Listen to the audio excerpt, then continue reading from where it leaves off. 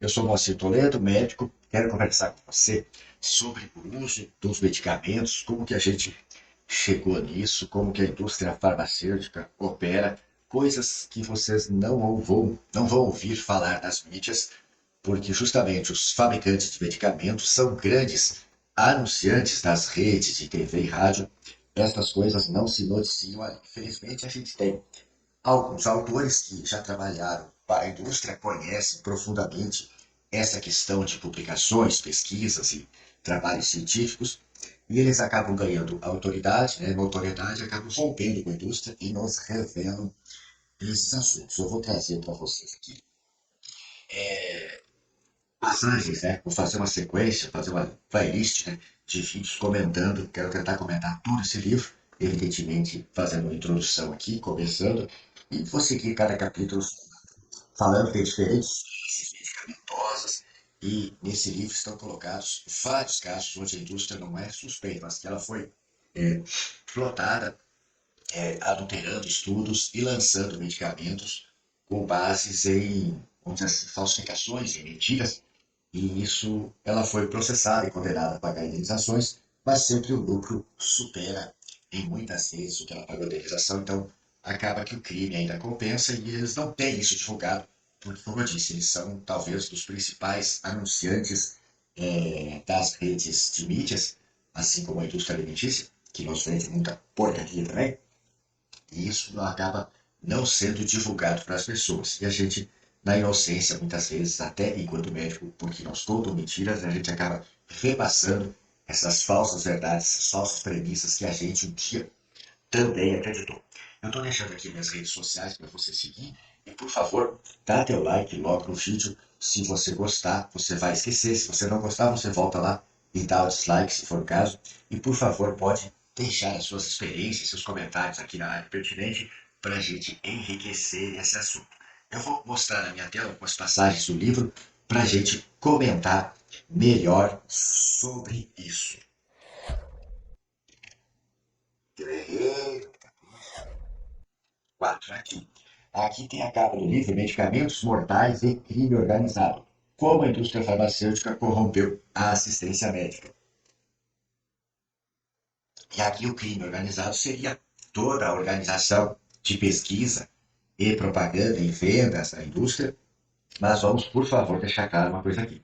A gente não está acusando as pessoas pequenas, aquele propagandista que visita o médico, a farmácia que nos vende os medicamentos, etc. Isso são todas as pessoas que estão incluídas no esquema, mas elas também estão doutrinadas. Realmente, eu acredito que aquele propagandista que me visitava e trazia amostras, trazia literatura, corroborando para os benefícios daquela medicação, ele está catequizado, ele está doutrinado, ele acredita no produto dele. Ele não tem ciência dessa coisa maior que está por trás lá das pesquisas e dos números divulgados, das liberações que a indústria consegue. Então aqui a gente vai seguir adiante, eu vou lá para a página 10, para a gente falar sobre quem é o autor. Esse aqui é o Peter Gott, é difícil falar o nome dele. Ele é mestre em biologia e química, então antes de ser médico ele foi biólogo e químico. Em 1974, como médico, em 1974 como biólogo e bioquímico, né? Em 1984 se tornou médico. É especialista em medicina interna, ou seja, clínica médica, e trabalhou com ensaios clínicos e assuntos psicológicos na indústria farmacêutica de 75 a 83. E em Copenhague, de 85, 84 a 95. E ele é um cofundador da colaboração Cochrane, que em 93 fundou a Nordic Cochrane Center, que é um centro que faz alinhamento de estudos científicos e avalia estudos científicos. É uma entidade bastante reconhecida no mundo científico. E ele tem mais de 50 publicações em grandes periódicos como The Lancet, JAMA, New England. Então, é alguém que tem autoridade no meio científico acadêmico. Então, ele é editor da Cochrane, metodologia de revisões, de grupos de revisões de trabalhos científicos. Agora vamos para a página 23, que eu separei, indignação baseada em evidências. Aqui, novamente, fala sobre as características do autor e de como ele enxerga isso tudo, né? Então, ele diz assim, minha confiança está embasada em evidências sólidas e na minha própria experiência ao longo de décadas lutando com os resultados da influência da empresa farmacêutica sobre meus colegas pesquisadores clínicos e científicos em geral. Além disso, Além disso, confio que Götze aqui é o autor da introdução, porque sei que ele está certo quando escreve sobre eventos dos quais tenho conhecimento independente. Então, aqui, ele está falando novamente da autoridade do Peter Götze e coloca assim que as empresas regulatórias, né, por ironia nos Estados Unidos, em que as empresas farmacêuticas pagam a agência, pagam a FDA para avaliar seus projetos. Alguém se surpreenderia que a agência tenha sido capturada pela indústria que supostamente deveria regular? Então imagine se a gente estivesse pagando a vigilância sanitária do nosso município para ela fazer os projetos nossos, avaliar o, os nossos estabelecimentos de saúde, se isso não ficaria comprometido. Os próprios funcionários da vigilância avaliando antes para ser como tem que ser, se isso não influenciaria uma facilitação das nossas liberações. Aqui está o autor do Henri Lugela, que escreveu isso. Mas vamos lá para o próximo capítulo, na página 36, onde temos a introdução. Então, aqui na introdução, ele faz uma ressalva, né, dizendo que as doenças infecciosas e parasitárias, né, que roubavam muitas vidas, foram esplendidamente bem prevenidas e tratadas com o advento dos medicamentos, né, os antibióticos, antivirais, etc. Mas que isso controlou as infecções, mas para muitas entidades crônicas, como diabetes 2, hipertensão, dislipidemia, esses medicamentos não têm trazido de verdade o benefício e só têm emprestado mais gastos aos serviços de saúde. Então, ele relata que os medicamentos prescritos, né, o que nós médicos receitamos, são a terceira causa de morte no mundo, depois das doenças cardíacas e do câncer. Então, veja só que os medicamentos têm uma série de efeitos colaterais que prejudicam os pacientes e isso geralmente não está lá na causa de óbito. O médico não vai colocar. Foi o medicamento, coloca lá a situação clínica que levou o paciente à morte. Mas entendam assim, quando a gente trata um paciente de hipertensão só oferecendo o antihipertensivo e nós não corrigimos o modo de vida do paciente que levou ele à hipertensão, à obesidade, ao diabetes, nós calcamos o controle dos sinais e sintomas dessas doenças apenas com remédios sintomáticos para baixar a pressão, para baixar a glicemia, nós não estamos corrigindo o que está de errado na fisiologia do paciente. E com isso a gente está contribuindo para ele morrer mais cedo. Né? Inclusive há controvérsia, não se faz pesquisa nesse sentido, porque se diz que não seria ético, mas questão mecanisticamente se pensa, se eu controlar a pressão arterial do paciente com remédios sintomáticos, se corrigir o que causou, se eu controlar a glicemia do paciente com remédios, forçando a entrada de glicose na célula, sem corrigir a dieta, que está oferecendo um excesso de carboidratos, por consequência, um excesso de glicose, se eu não estaria prejudicando mais esse paciente do que deixar ele com a pressão elevada, deixar ele com a glicemia elevada e fazer ele enxergar que a necessidade seria de mudar a dieta e os hábitos de vida, com certeza a gente beneficiaria muito mais esse paciente. Mas a gente foi doutrinado pelos livros, pela propaganda da indústria, que os medicamentos seriam suficientes. E esses livros estão escritos dessa forma porque, na verdade, a indústria farmacêutica é quem financia esses trabalhos. Aqui na introdução ele coloca a indústria do tabaco, que todos nós sabemos fazer mal, para a par com a indústria farmacêutica, que eles têm muito em comum. Eles sabem, os diretores, o pessoal da mais alta administração sabe que não está sendo benéfico para as pessoas, mas mesmo assim eles mantêm a propaganda dizendo que estão preocupados com as pessoas e querem melhorar a saúde das pessoas. No entanto, a gente acaba sabendo que o que interessa é vender os seus produtos. A Philip Morris, né, que é a grande gigante do tabaco nos Estados Unidos, fundou uma empresa de pesquisas que documentou os perigos do fumo passivo, daquela pessoa que não fuma está junto de outra. E embora mais de 800 relatórios científicos tenham sido produzidos, nenhum deles foi publicado. Então, esse modo de operação a indústria farmacêutica também tem. todo o trabalho, todo o ensaio clínico, toda a pesquisa que eles fazem, que não é desfavorável ao, à venda do seu produto, a dizer que seu produto é bom, ela não é publicada, não vai para as edições de jornal. Eles só, às vezes, preferem publicar trabalhos de má qualidade técnica, má qualidade científica, mas que corroboram a favor de seu medicamento. Esses sim os publicam. Isso confunde o público em geral. Por quê? Esses trabalhos de menor poder científico, eles vão para os jornais para serem publicados, eles vêm para a mídia para falar sobre isso, e apesar das pessoas lerem algum trabalho que desfaz aquela medicação, os repórteres, os jornalistas vão estar falando que os especialistas, os pesquisadores, dizem o contrário. E as pessoas vão tender a acreditar mais no que está passando na matéria jornalística do que no seu próprio escrutínio, porque as pessoas são levadas a confiar nos meios de comunicação. Então, ver se tem mais alguma coisa aqui que seria interessante a gente falar. Então, ele comenta que esse livro vai ser considerado parcial por muitos, mas ele diz, você não espera que algum criminalista vai investigar um crime e vai ter um relatório equilibrado mencionando que muitos criminosos, que muitos assaltantes são bons homens de família. Evidentemente que vai falar nua e cruamente das maldades que esse sujeito faz como assaltante, como criminoso. Ele fala que tem que discordar, pode enviar um e-mail para ele, explicando por que o uso de medicamentos é a terceira causa de morte no mundo depois do câncer e das doenças cardíacas, né? E é interessante ele falar que as pessoas não fazem nada porque as mortes são por medicamentos. Se fosse por alguma doença infecciosa, algum vírus, alguma pandemia que surgisse, por um décimo dessas mortes as pessoas já se revoltariam e fariam alguma coisa.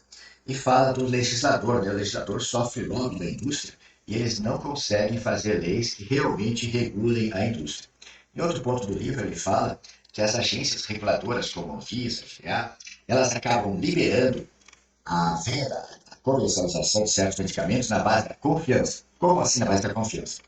Tem um funcionário que tem de ler esses trabalhos científicos, aqueles ensaios clínicos, que vem assim com 10, 20 mil páginas. É humanamente alguém avaliar isso tudo.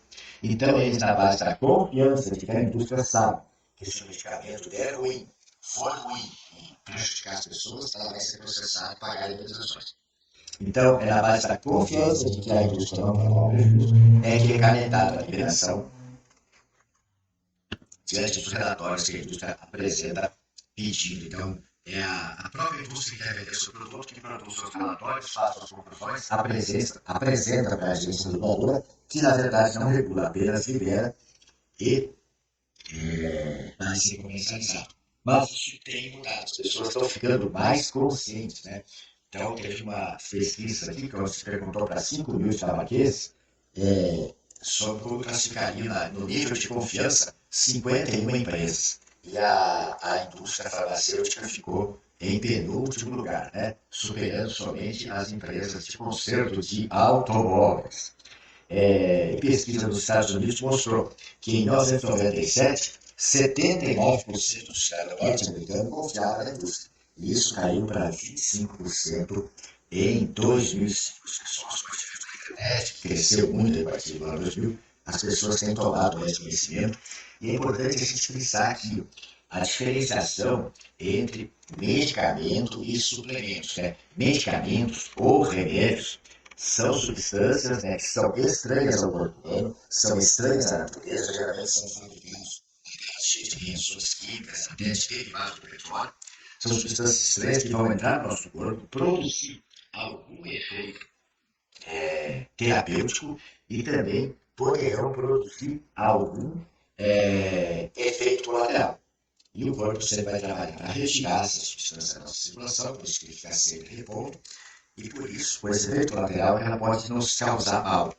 E a suplementação, a gente fala, é de coisas que são essenciais no corpo humano, coisas que já fazem parte do nosso corpo ou da natureza, e que a gente precisa ajustar, acertar para níveis desejados. São exemplos disso as vitaminas, os minerais, vitaminas complexos B, vitamina C, vitamina D, que a gente tem que adquirir isso da dieta.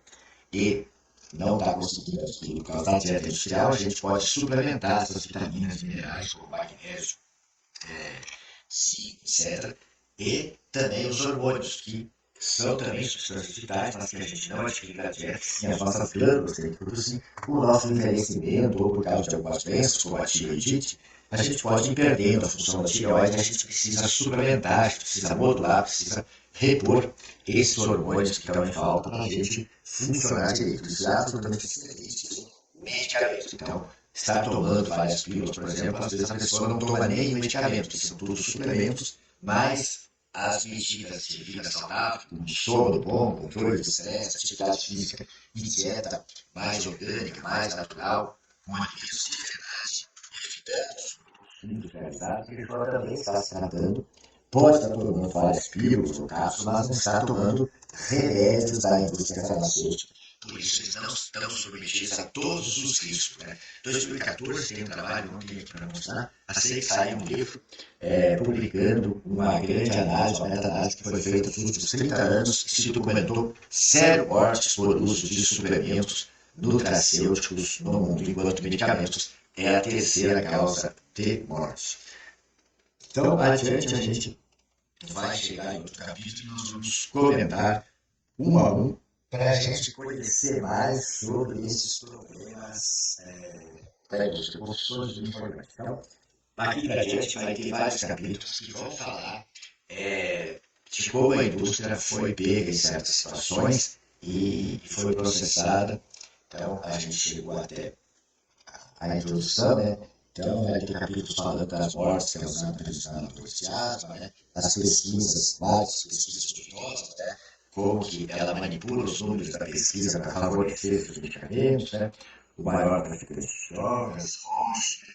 Então, tem vários casos aqui onde a indústria teve que pagar indenizações, né? Por causa que foi apanhada em fraude. A gente vai destrinchar esse livro caso a caso, e tem os casos da psiquiatria retida como o oceano azul da indústria farmacêutica de FDB, onde mais tem trabalhos inconsistentes e venda de péssimos medicamentos que as pessoas contam mais, às vezes, com o poder placebo da medicação do que a ação terapêutica de verdade.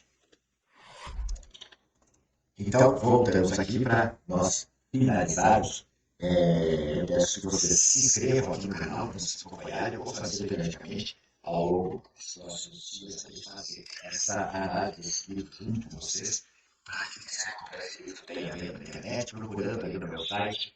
Vocês vão encontrar o link para ver, só digitar lá na barra de procura do site, procurar por Medicamentos Mortais, vocês vão encontrar o link para adquirir e baixar esse livro lá no doutortoledo.com, aqui no site que está colocado aqui.